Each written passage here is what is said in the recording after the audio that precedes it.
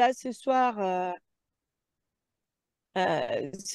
on est content de présenter cette troisième du coup rencontre web, mais surtout autour de le sujet de leur reconversion et autour de sujet au sein de chez nous. Ben, tout de suite, il y a Alexandre qui est venu en tête pour moi. Parce que c'est un très bel exemple que justement, malgré une orientation de base scientifique chez nous, ça ne veut pas dire qu'on a forcément besoin d'un bagage auparavant pour bien réussir et bien mettre en place tout ce beau métier, ce qui est pour nous la naturopathie. Et donc, Alexandre est issu de promotion de 2020 ou 21 Oui, de 2021, ouais. voilà, de Pont-à-Mousson et qui est depuis aussi intervenu à la CMF, qui a fait vraiment un très bon aussi travail de recherche de mémoire et de soutenance pour quelqu'un qui ne vient pas de parcours scientifique ou dans les sciences de la biologie ou de la santé humaine. C'est quelqu'un qui a fait partie des peu de personnes quand même lors de nos soutenances qui réussissent à tel point qu'il n'y a même pas des modifications à apporter à son mémoire. Donc, c'est vraiment quelqu'un que je pense qui a un très bon porte-parole par ses reconversions qui peut être à la portée de tous, malgré que quand même, il y a peut-être une certaine rigueur et attention à l'aspect scientifique. On en parlera après pour ceux qui veulent plus de précision un peu par rapport à peut-être la formation en lui-même dans les déroulements et des nouveautés qui arrivent, qu'on est en train de mettre en place aussi. Donc, je suis très contente d'accueillir Alexandre ce soir. Donc, je te laisse prendre parole et partager un peu ton expérience et les autres aussi, si vous avez des questions. Je vous invite de les passer par la discussion et avec Marie, on fera un peu le point sur les questions pour qu'on puisse les aborder à la suite de cette présentation. Donc voilà, bah, je vais couper mon micro aussi et je te laisse, Alexandre, la parole. Merci. Merci Mélissa, merci. Mais en tout cas, merci aux participants, en tout cas pour cette troisième rencontre, comme Mélissa l'a précisé. Alors, j'ai prévu donc un support. Je vais partager donc mon écran. Après, voilà, comme dit, ce support, c'est juste un moyen de, on va dire, d'engager la conversation. Et à aucun moment, voilà, j'interdis la parole ou quoi que ce soit. Vous pouvez vraiment parler, poser vos questions, soit via le chat, bon, peut-être, ou alors lever la main, je sais pas, un système de pouce, voilà, pour signaler s'il y a quelque chose qui vous interpelle et qui nécessite tout de suite une réponse. Il y a aucun problème là-dessus, quoi. Alors, donc je vais me présenter donc brièvement. Donc bah, voilà, comme a dit Mélissa, donc je suis issu de la promotion 2019-2021, donc une promotion que j'ai faite à temps partiel. Je vous expliquerai un petit peu plus. Et là aujourd'hui, donc je travaille dans un cabinet. On est plusieurs thérapeutes et et voilà, enfin bon, on va rentrer dans les détails un peu plus, comme ça vous verrez aussi un peu mon parcours, ce que je fais aujourd'hui, comment j'en suis arrivé donc à la naturopathie, comment j'ai pu en tout cas mettre une organisation, parce que voilà, comme l'a dit Mélissa, moi je n'étais pas du tout de cursus scientifique, hein. J'ai fait un bac économique, des études de langue, une école de commerce. Enfin, voilà, il y avait. Moi, les cours de biologie, de chimie se sont arrêtés en seconde. Donc, c'était très lointain. Et avec une certaine organisation, rigueur aussi, ben, je pense que c'est un peu la clé de, enfin, entre autres, en partie la clé en tout cas de réussite et de suivi au sein d'un parcours de naturopathie de base scientifique. Voilà. Alors, il y a une phrase que j'aime beaucoup de Saint-Exupéry, en fait, qui dit que l'impossible recule toujours quand on marche vers lui. Donc, c'est vraiment pour vous dire déjà en introduction que finalement, moi, je pense que tout est possible. C'est seulement les limites, en tout cas, qu'on peut se poser à soi-même, qui quelque part nous restreignent. Mais je pense qu'on est tous capables de grandes choses. On a tous de la motivation pour des choses qui nous plaisent, qui nous attirent. Et je pense qu'on peut faire, voilà, on peut réussir dans les domaines qu'on choisit à partir du moment où ce sont des domaines qui nous plaisent, qui nous parlent et qui font du sens pour nous. Voilà, en introduction. Donc, je vais vous donner un petit peu plus de détails sur mon parcours professionnel, sur ce que je fais actuellement, pourquoi j'ai choisi aussi de devenir naturopathe, comment s'est déroulée la formation, notamment au sein de l'Académie de Vitalopathie, et un petit peu des conseils, ou en tout cas les qualités, je dirais, requises pour réussir cette reconversion professionnelle qui, bah, pour moi, passait du coq à l'âne, hein, vous verrez. Donc diplômé en 2021, donc comme je vous le disais, c'est un cursus à temps partiel. Alors pourquoi à temps partiel? Parce qu'en fait, à l'époque, je travaillais et c'était pour moi impossible financièrement d'abandonner mon travail au sein d'une entreprise. Donc du coup, j'avais cours les week-ends. Donc c'était un week-end sur deux à Pont-à-Mousson, donc dans le centre de Pont-à-Mousson, hein. Il y a plusieurs centres dans l'Académie de Vitalopathie. Il y a Colmar, Cluse, Dijon, si je ne me trompe pas, et très prochainement Paris, hein, sauf si je m'avance peut-être un peu trop, mais normalement, c'est prévu pour le mois de septembre. Actuellement, donc depuis mai de l'année dernière, donc je vous cache pas qu'après le travail de mémoire, les cours, la soutenance, il m'a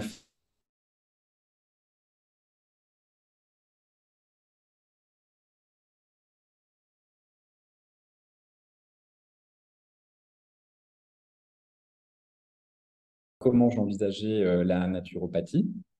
Bon, j'ai encore aujourd'hui toujours des pistes de réflexion hein, sur ma façon d'exercer en naturopathie, mais ça, je pense que ce sera jusqu'à la fin, je dirais. Et donc, en fait, en mai 2022, en fait, d'autres thérapeutes m'ont proposé de travailler en cabinet avec eux. Donc, on est au sein d'une maison, je dirais, de la santé et du bien-être. Et on regroupe, en fait, donc il y a une infirmière qui s'est reconvertie, elle aussi, bah, du coup, en drainage lymphatique et soins esthétiques. On a une coach en développement personnel. On a également une coach sportif, un éthiopathe. Maintenant, on a deux kinés aussi. Et moi, donc, on a l'avantage, en tout cas, et les bénéfices de pouvoir travailler un peu en synergie et je dirais malgré tout avec des approches assez complémentaires, en tout cas pour certains des praticiens. Donc ça, c'est quand même très, très intéressant. Et puis, on n'est pas seul, parce que c'est vrai que le travail en cabinet, ben, finalement, on est seul face à ces consultants, quoi. Donc là, ça donne un bon esprit d'équipe. Aujourd'hui, donc ma façon de travailler, c'est donc j'ai gardé toujours les principes de naturopathie, hein, notamment pour tout ce qui va être plantes, aromas, phyto. Et je me suis quand même beaucoup plus, je dirais, spécialisé en nutrition, voire micronutrition, hein. C'était un peu ce qui faisait partie de mon travail de mémoire. Donc, je vous expliquerai aussi un petit peu après, où j'avais quelque part cet objectif de ma consultante qui voulait des conseils, mais uniquement alimentaires, quoi. Et finalement, ce travail de mémoire m'a permis d'aboutir à une certaine, en tout cas, des certaines recherches. Et en poussant, je me suis rendu compte aujourd'hui que ce qui me plaisait vraiment, c'était vraiment d'axer sur la micronutrition, quoi. En parallèle, j'organise aussi des ateliers yoga et naturopathie. Bon, le yoga, je le fais à titre personnel, donc du coup, j'anime pas personnellement ces ateliers. C'est co-animé avec une prof de yoga et une yoga thérapeute aussi, donc sur la région de Metz et Nancy. Je peux aussi du coup intervenir au sein de l'Académie de Vitalopathie, enfin l'École supérieure de naturopathie à Dijon, donc sur le centre de Pont-à-Mousson où je donne des cours. Là dernièrement, ça a été le système digestif, prochainement le système immunitaire, les pathologies endocriniennes. Je fais également de la correction de copie. Donc là, c'est pour une autre école, en tout cas de naturopathie, où on m'envoie en fait des copies par rapport à différents sujets qui ont été donnés.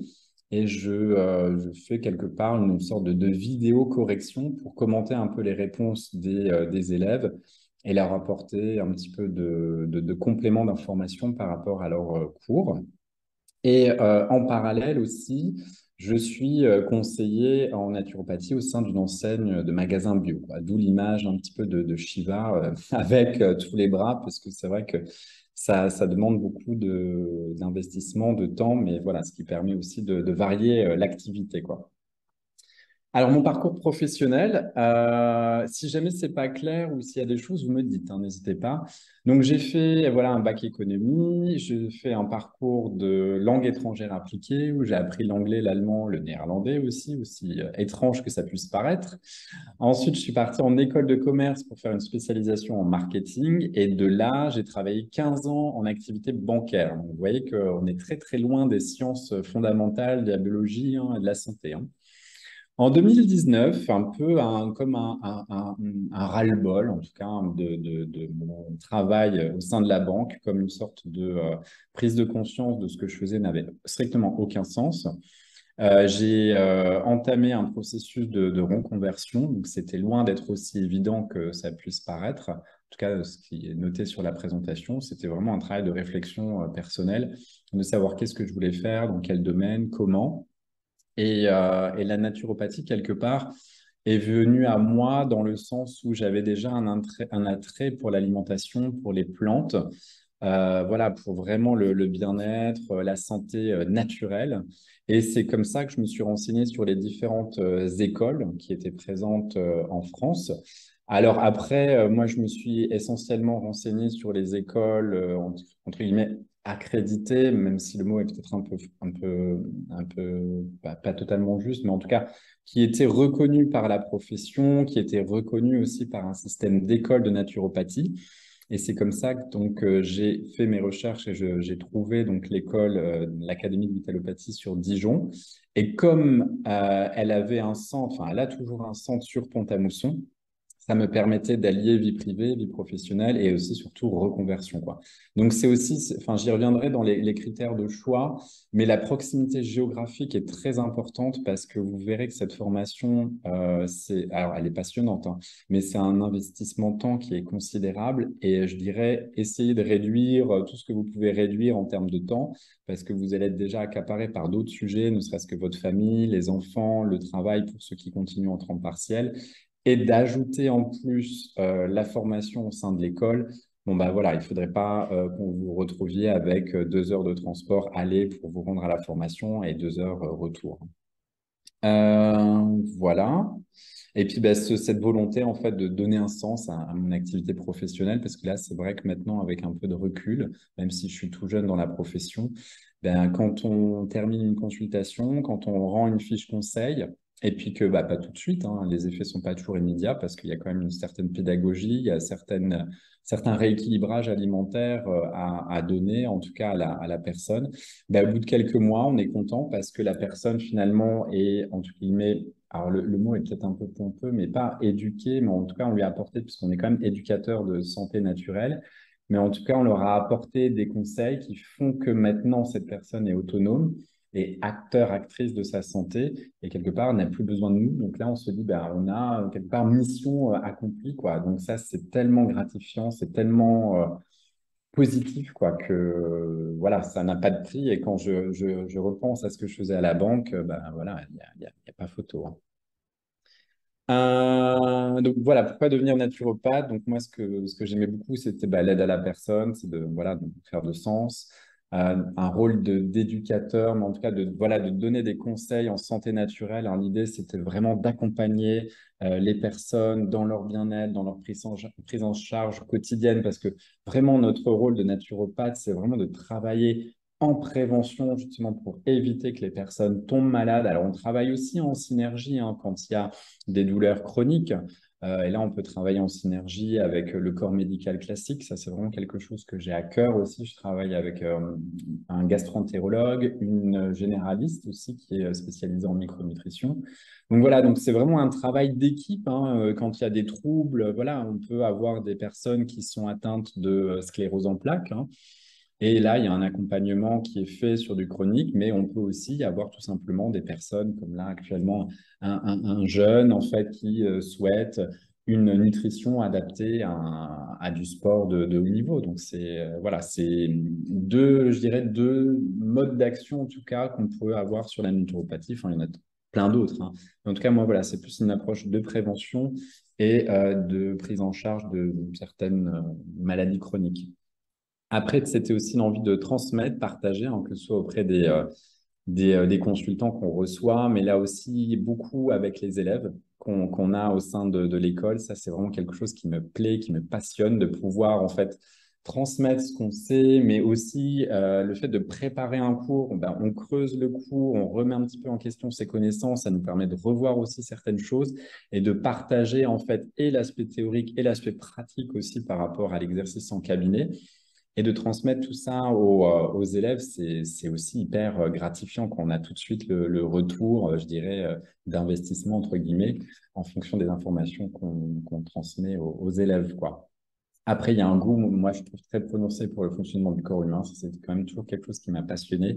Et c'est, vous verrez, quelque chose qui est assez fondamental, en fait, dans le cursus, hein, c'est de vraiment s'intéresser, d'aller vraiment jusqu'au cœur du sujet, du fonctionnement. Voilà, on prend un exemple, on parle de détoxication hépatique. Oui, mais en quoi ça consiste exactement? Il faut vraiment bien comprendre les différentes phases. Enfin, je ne vais pas rentrer dans le sujet, mais voilà, c'est tous ces questionnements qu'on doit avoir, un peu remettre en question. Oui, alors pourquoi on parle de zinc en problématique d'infection virale? Enfin voilà, c'est ça qu'il faut creuser, essayer de comprendre. Et c'est vrai que pour ça, le fait d'être naturopathe, en tout cas de base scientifique, permet d'avoir cette capacité de réfléchir, de remettre en question, de creuser les sujets. Et ça, je pense que c'est hyper important, je dirais, pour durer, en tout cas, en tant que naturopathe, et pas garder ce qu'on a appris pour acquis, mais de creuser en permanence, quoi. Et pour être aussi au fait de tout ce qui se fait actuellement en médecine intégrative, en médecine fonctionnelle, médecine naturelle, quoi, parce qu'il y a énormément de recherches actuellement, quoi. Je m'égare un peu. Donc, sensibilité, voilà, à l'alimentation, au bien-être en général. Et comme je disais, donc voilà, naturopathe, en fait, il y a énormément de possibilités d'exercer, hein. Donc, moi, j'ai opté pour globalement la consultation, mais les personnes font du massage bien-être, des conférences, donnent des organisations du week-end bien-être, hein, dans les Vosges, ici, pas très loin. On peut aussi rédiger des articles, hein, pour différents magazines, différentes revues. Donc, voilà, il y a plein de possibilités. C'est pour ça que je disais que c'est vraiment le ciel qui est la limite, quoi. Donc, ne vous imposez pas de limite. Allez-y, s'il y a quelque chose qui vous parle, qui vous motive, qui vous passionne, foncez. Alors, le choix de la formation, pour moi, en tout cas, et je pense de manière générale, doit se faire sur le contenu du programme. Regardez bien le nombre d'heures, et c'est pour ça qu'au sein de l'académie, on est quand même sur un quota d'heures. Alors, j'ai plus en tête exactement, mais on est à plus de 1300 heures, donc ce qui est validé par la FENA, par l'Omnes aussi, qui supervise un petit peu tout ça. Le niveau scientifique, donc comme dit, très important, hein, pour comprendre en fait les différents mécanismes de fonctionnement humain, avec toute la mise en place, en tout cas des maladies, donc tout ce qu'on appelle la pathologie, et comprendre en fait pourquoi on choisit tel et tel aliment, telle ou telle plante, telle ou telle huile essentielle. En fait, c'est vraiment comprendre ce qu'on fait et pourquoi on le fait, quoi. Voilà. Donc le lieu géographique, comme je vous ai dit, si possible, essayez de faire en sorte d'être près de chez vous, quoi, vraiment pour vraiment réduire les contraintes, je dirais, annexes, en tout cas à la formation. Après, c'est bien aussi d'avoir un mix présentiel à distance, les stages pratiques, pardon, qui sont aussi très, très importants. Nous, on en a eu quand même pas mal à l'école, des stages massage, des stages alimentation, des stages préparation de l'essentiel. Donc ça aussi, c'est très important, justement, bah, de mettre en pratique toutes les connaissances théoriques qu'on a. Bon, après, les labels de qualité, ça, je ne vous cache pas que c'est aussi très important. Et ça, vous le verrez plus tard. Bon, alors déjà dans la formation, mais par la suite, quand justement vous allez mettre vos premières factures pour vos consultants, eh ben, ça va être les remboursements par les assurances, quoi. Donc, ça permet aussi aux personnes d'être remboursées au moins en partie sur les frais de naturopathie. Donc, ça, c'est vraiment bien d'avoir du coup des établissements qui soient accrédités. Le financement, donc voir les différentes possibilités de financement, parce que c'est vrai que je ne vous le cache pas, c'est un coût, hein. C'est pour ça que moi aussi, j'avais continué mon activité professionnelle à côté.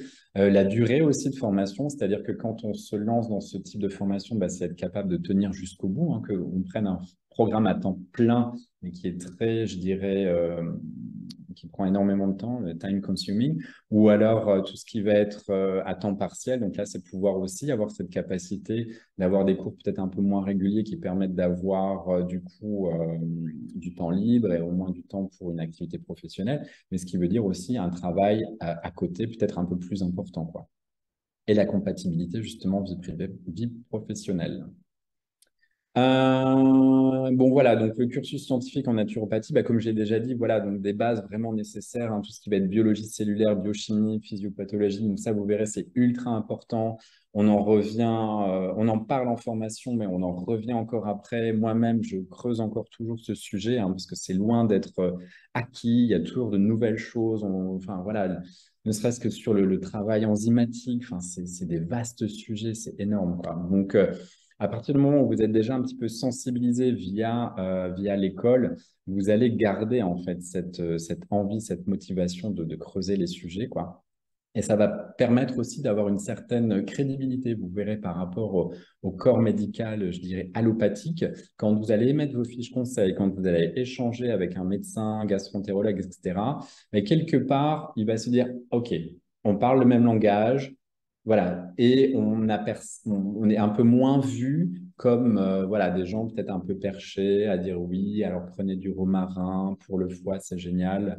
Mais voilà, là, quand on va être un petit peu plus précis sur quel type de molécule dans le romarin agit à quel endroit du foie, bon, ben là, tout de suite, il voit effectivement qu'il y a derrière un cursus scientifique, il y a une compréhension de ce qu'on fait, et c'est quand même déjà beaucoup plus valorisant et intéressant aussi, quoi. Et puis justement, cet aspect scientifique va vous permettre de comprendre des études, des articles, des conférences aussi. Là aussi, je vous invite à suivre de nombreuses conférences, hein.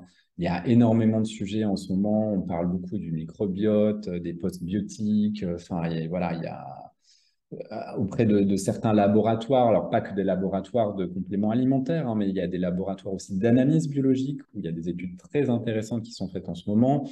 Il y a des sites d'information scientifique comme PubMed aussi très très intéressantes. Alors certes tout est en anglais, mais avec Google Translate, généralement c'est pas trop mal et il y a quand même des mots scientifiques avec une base commune, le latin, et je dirais on s'en sort, quoi. Puis comme voilà, je le soulignais aussi, l'importance d'une veille scientifique, pardon, c'est-à-dire d'être toujours un peu au fait de ce qui se fait, des études qui sont faites en ce moment pour voir comment certaines pathologies, certaines problématiques de santé sont prises en charge actuellement, quoi.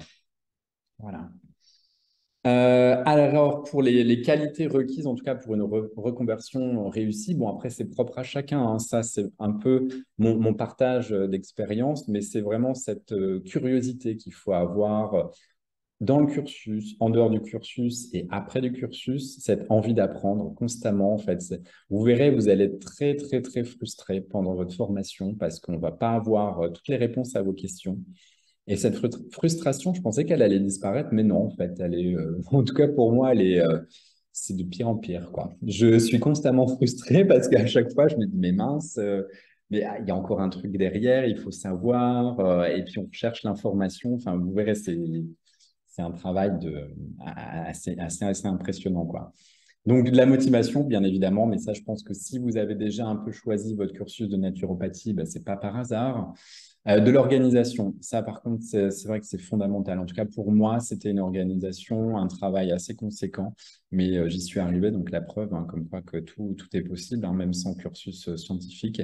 Mais effectivement, je ne vous le cache pas, je me suis pas tourné les pouces, quoi. J'ai vraiment beaucoup bossé. Je bosse encore beaucoup, hein, même si mes fiches conseils, je mets plus 7 à 9 heures comme je faisais avant pour chaque fiche conseil, ça va un petit peu plus vite maintenant.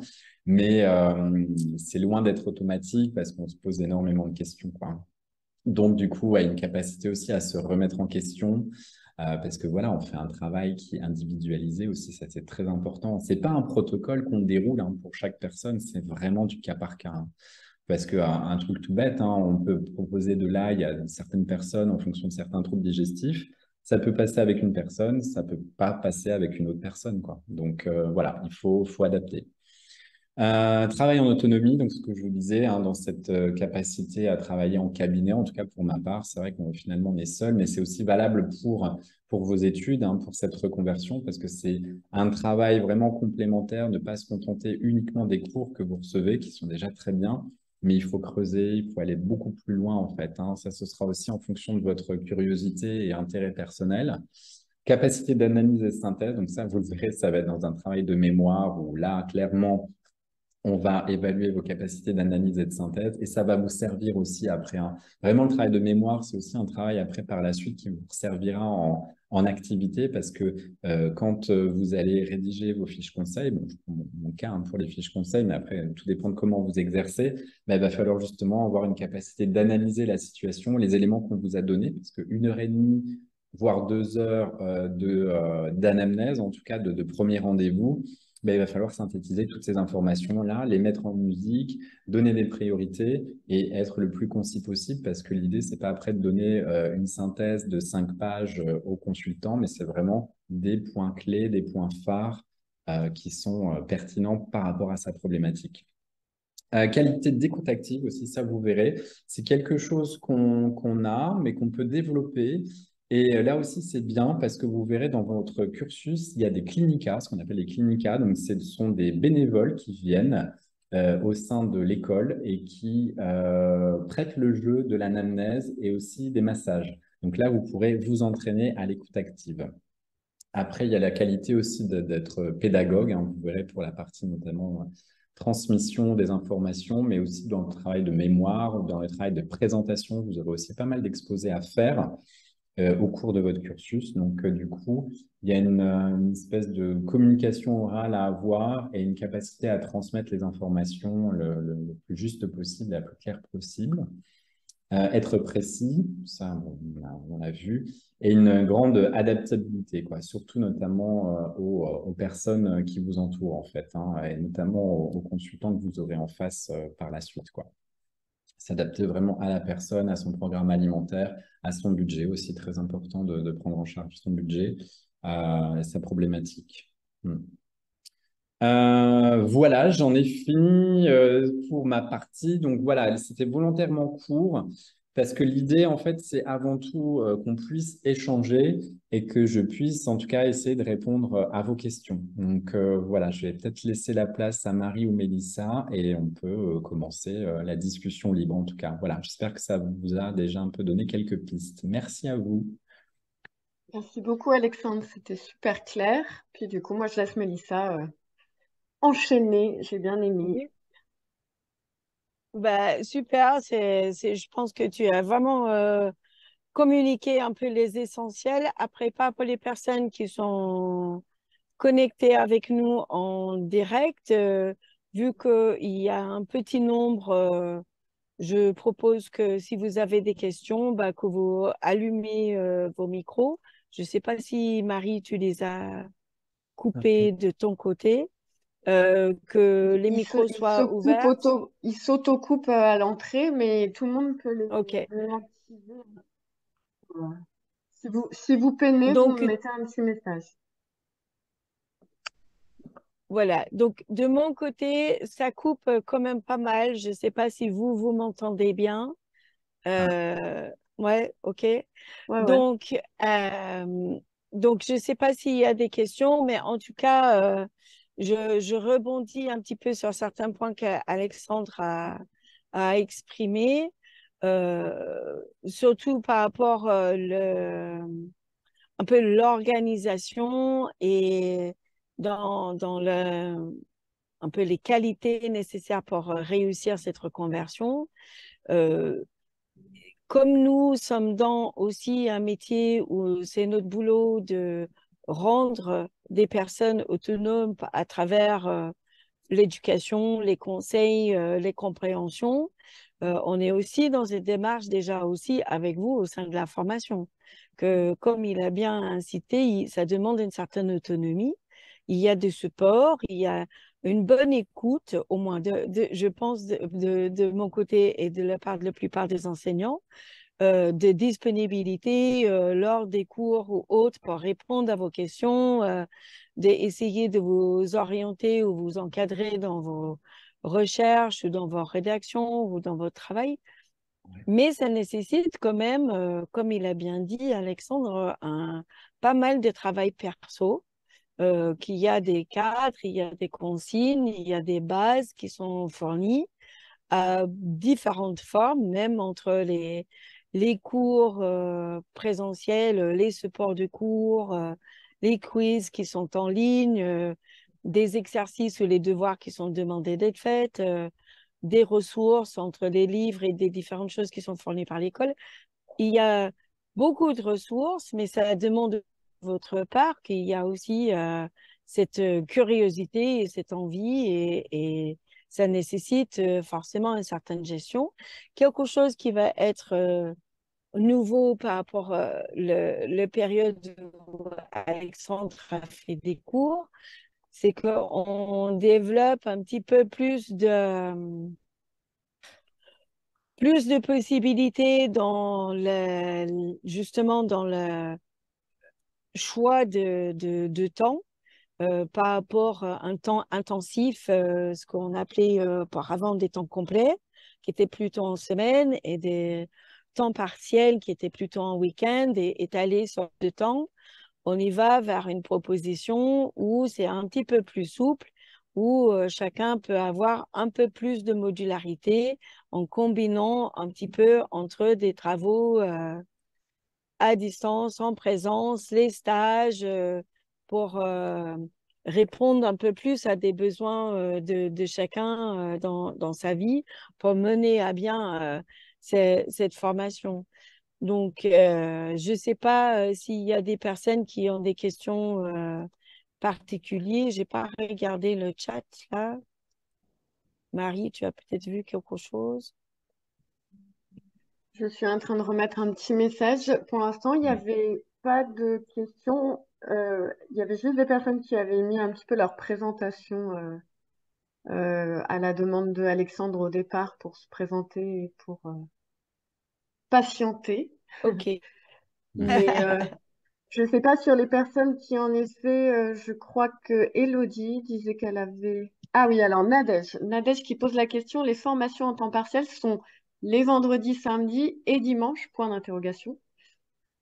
Donc, les formations en temps partiel ou dans la formule, on va dire plutôt dite week-end, il y a des temps qui sont vendredi, samedi et dimanche, et il y a des temps qui sont que samedi et dimanche. Il y a aussi des stages, comme Alexandre en a parlé, il y en a plusieurs stages si on s'étale sur 2 ans, un peu plus de 2 ans. Il y a quand même des stages regroupés parfois localement, parfois à Dijon, Talent, où il y a le siège, parfois peut-être aussi ailleurs. Cette année, on avait fait un stage de regroupement pour la rédaction de mémoire avec Pont-à-Mousson et Colmar, mais qui était dans un lieu autre, dans les Vosges. Donc ça, il y a des stages aussi qui sont parfois en dehors de temps de week-end. Donc, il y aura forcément certaines... mais dans la nouvelle proposition, ça va être aussi de pouvoir... Ces stages vont être proposés à 2, 3 fois par an. Donc, il y aura un peu plus de possibilités de choisir s'il y a un créneau qui vous arrange plus, de peut-être aller avec un autre groupe ou dans un autre endroit. Donc, c'est essentiellement samedi, dimanche. Il y a des vendredis, samedi, dimanche, mais il y a aussi les vendredis qui s'impliquent surtout par rapport à l'apprentissage clinique. Là, c'est quelque chose aussi qui est assez unique dans notre école. C'est le clinica, c'est l'apprentissage clinique où il y a une mise en situation dans chaque campus où c'est ouvert à des personnes de l'extérieur pour avoir une consultation dite pédagogique, soit pour un bilan, soit pour un massage naturopathique, un massage de bien-être, de la réflexologie. Tous ces contextes de mise en situation réelle sont supervisés par quelqu'un expérimenté qui est déjà installé en cabinet ou partie du corps enseignant, qui vont permettre de donner de retours, du feedback, améliorer, se perfectionner en tant que praticien. Et ces temps-là sont souvent les vendredis. Et dans le limite de possible, Ils sont collés avec les temps où il y a déjà cours le week-end. Le vendredi précédent, il y a un temps des clinicas. Ça se peut aussi que parfois, dans les 3 jours, vendredi, samedi, dimanche, c'est peut-être le samedi qui est le clinica pour ouvrir à la possibilité d'autres personnes.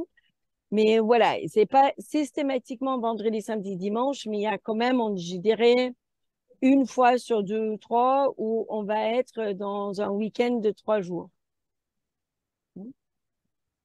Alexandre, je crois qu'il y avait quelques questions pour toi. Je te les pose au fur et à mesure, ça te va? Je crois que tu Oui. les avais regardées, mais comme ça, tout le monde aura ça sous les yeux.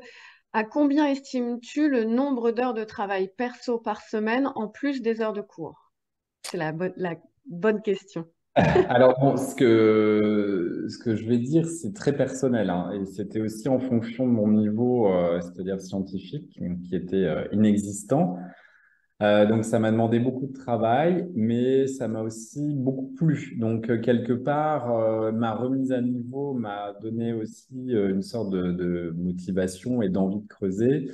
Et c'est vrai que les soirs, en fait, après le travail, je pouvais passer 2, 3 heures par soir. Donc, sur une semaine de 5, 6 jours, ouais, on est entre 10 et 15 heures facilement, quoi. Mm.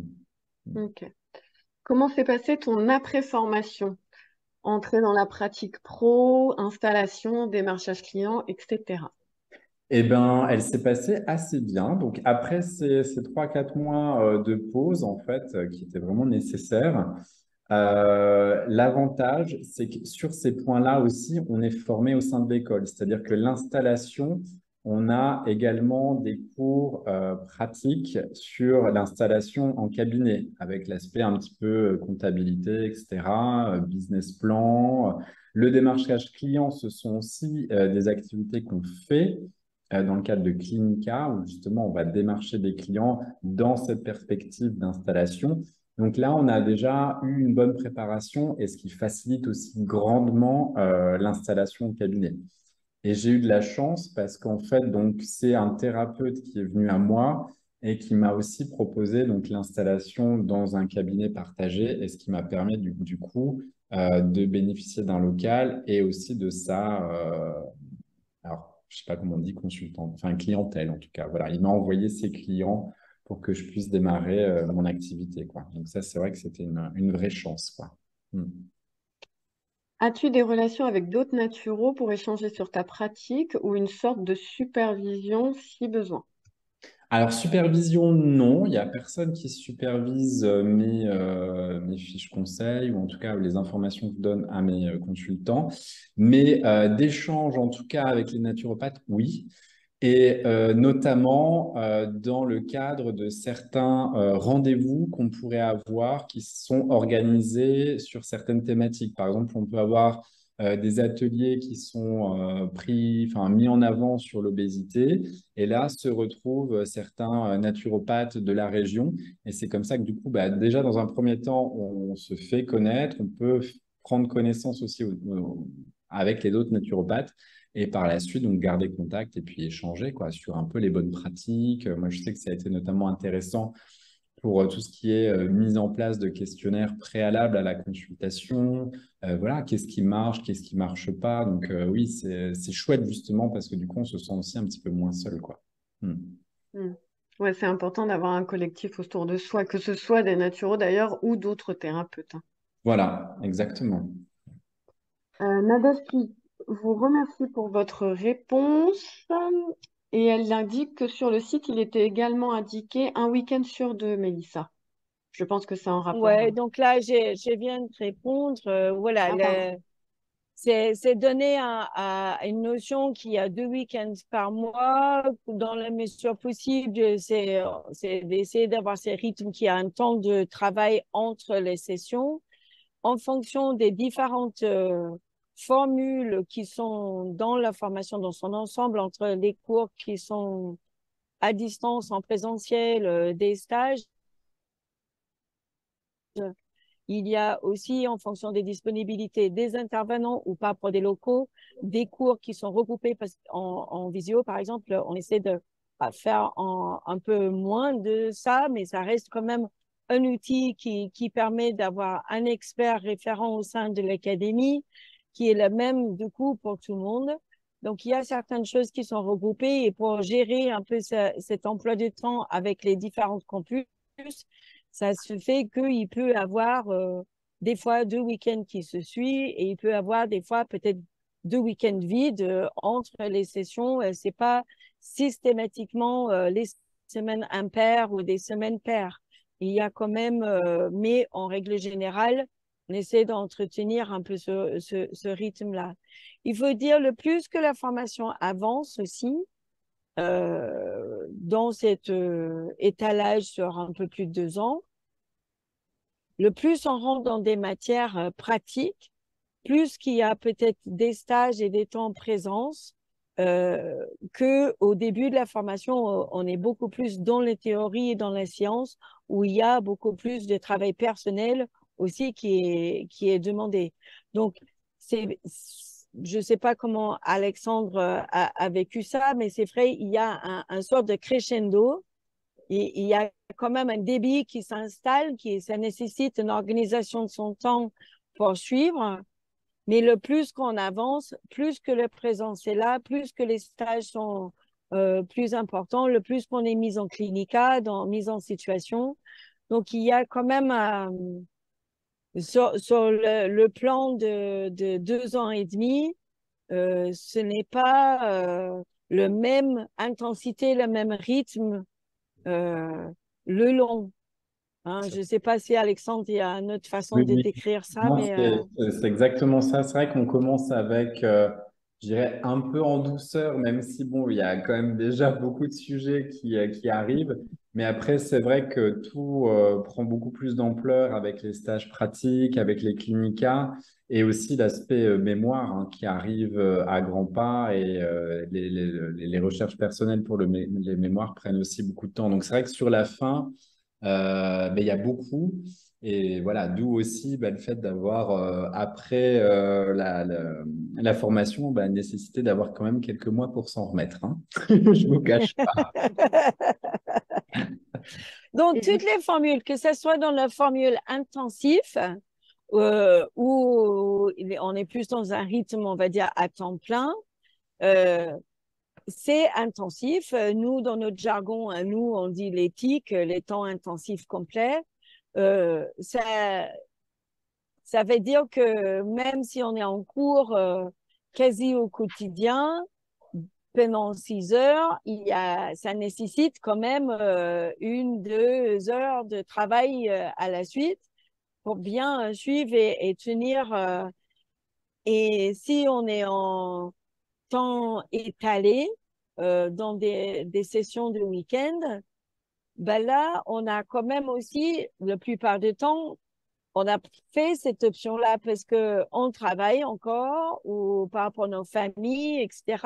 Donc, dans tous les cas, c'est très intensif et ça ne veut pas dire que c'est une torture, mais ça veut dire que quand même, il faut savoir de quoi on s'engage. C'est une formation qui est importante dans sa volume d'heures. Aujourd'hui, la formation est agréée avec le FENA, avec le FEDE, qui a inscrit au rectorat pour le bachelor, pour un master. Pour le bachelor, aujourd'hui,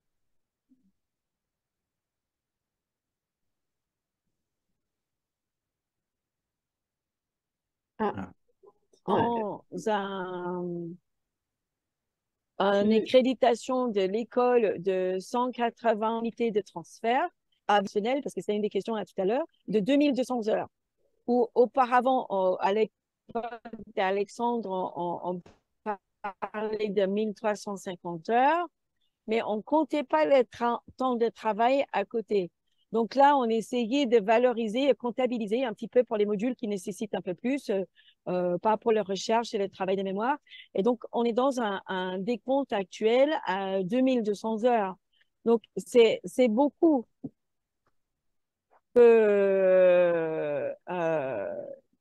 Et une grande partie réussite et la capacité de s'installer et de bien fonctionner, c'est comme Alexandre a parlé tout à l'heure, c'est de pouvoir avoir cette légitimité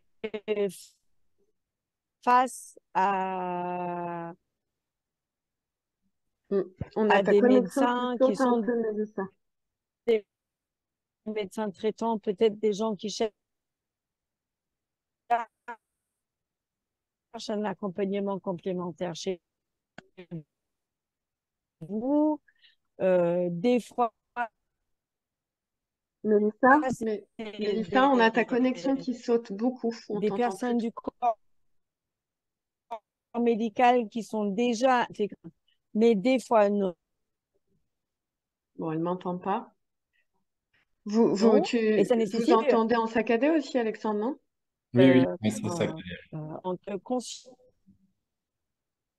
de ce qui est son travail, le médecin qui est en place. J'essaie souvent de dire que voilà. Ah, Ah, bon. voilà. C'est les aléas du direct, comme on dit.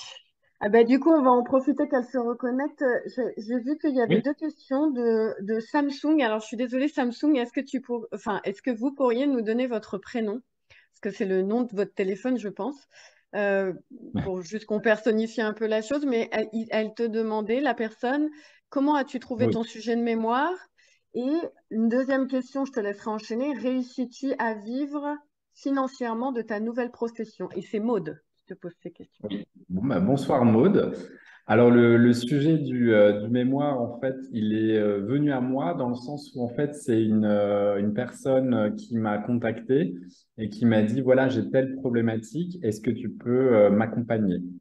Et le sujet du mémoire, en fait, c'était donc une femme de 40 ans qui avait subi une ablation de la thyroïde et à la suite en fait d'un goitre qu'elle a développé au cours de sa grossesse. Et donc, elle est sous lévothyrox. Et donc, elle m'a demandé en fait des conseils alimentaires pour quelque part optimiser son traitement au lévothyrox. Voilà. Donc, c'est cette personne qui m'a contacté. C'est comme ça que j'ai trouvé le sujet. Ça m'a tout de suite plu. Et c'est vrai que la thyroïde, c'est un sujet qui me plaît beaucoup. Et réussir à en vivre, eh ben alors pour être honnête, on est comme dans toute entreprise, là en tant qu'auto-entrepreneur, dans les 3 années de lancement, de démarrage. Moi, je suis qu'à ma première année. Donc pour le moment, même en cumulant des activités à côté, hein, donc c'est-à-dire les ateliers, les cours, les consultations, le travail en magasin bio.